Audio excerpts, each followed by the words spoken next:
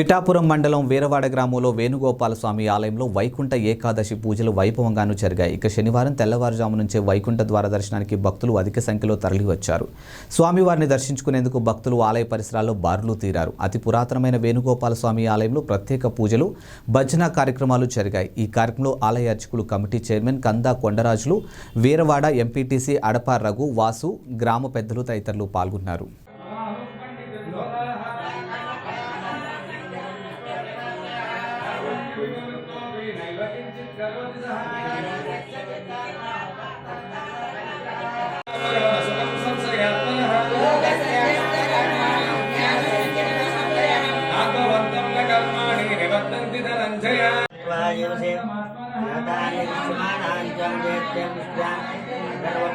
गोपाय रहमन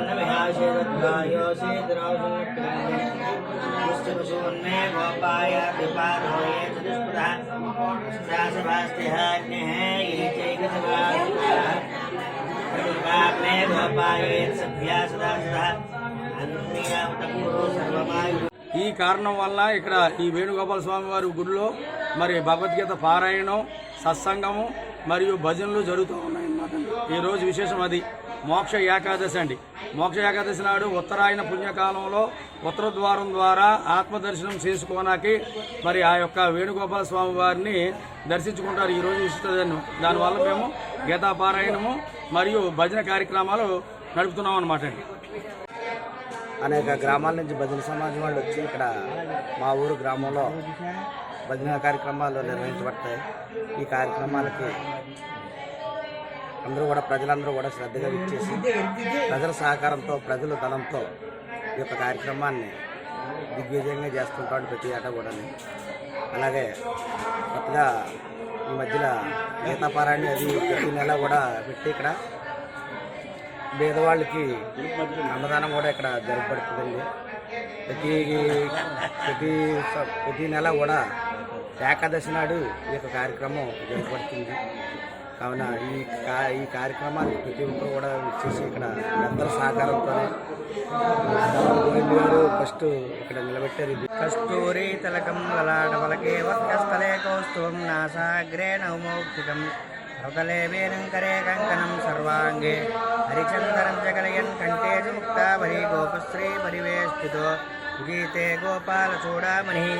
వీరవాడ గ్రామంలో ఏం చేస్తున్న శ్రీ రుక్మిణి సత్యభామ సమేత శ్రీ వేణుగోపాల స్వామి వారి యొక్క ఆలయంలో ధనుర్మాస మహోత్సవాలు పురస్కరించుకుని ఈరోజు వైకుంఠ ముక్కోడి ఏకాదశి సందర్భంగా ఈరోజు స్వామివారి యొక్క ఆలయంలో ఉదయం 6 గంటలకు ఏకాహ భజన కార్యక్రమం కలస్థాపన జరిగింది.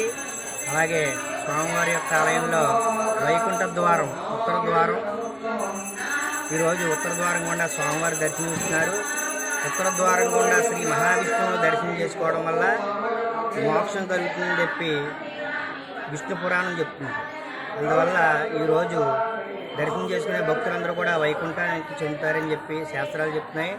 అలాగే శ్రీ మహావిష్ణువుకు ప్రీతికరమైన ధనుర్మాసంలో ఈరోజు ప్రతిరోజు కూడా శ్రీ వేణుగోపాల స్వామి వారి యొక్క ఆలయంలో ఉదయం భక్తుల యొక్క గోత్రనామాలతో ఉదయం అర్చనా కార్యక్రమం, బాలభోగ నివేదన జరుగుతుంది. కొంచెం గట్టి మాట్లాడండి సార్.